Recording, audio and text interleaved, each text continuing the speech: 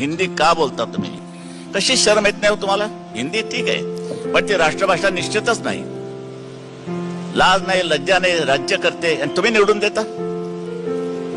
मुंबई जाणार 50 वर्ष झाल्यासाठी मराठीसाठी रडावं लागते तुम्हाला. शी शी शी शी. लांछनास्पद ते भयंकर लांछनास्पद.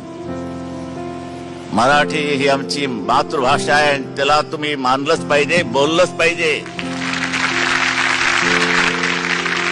भैया भेटला तरी चालेल हो, मराठीत बोला.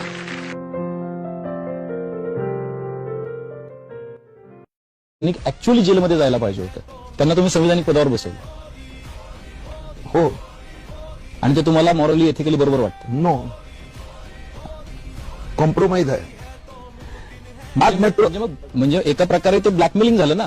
तुम्ही आमच्यासोबत या, मग तुम्हाला जेलमध्ये नाही जावं लागणार, तुम्हाला संविधानिक पद मिळतील. अरे बाप रे, ये तो धोती खोल रहा है.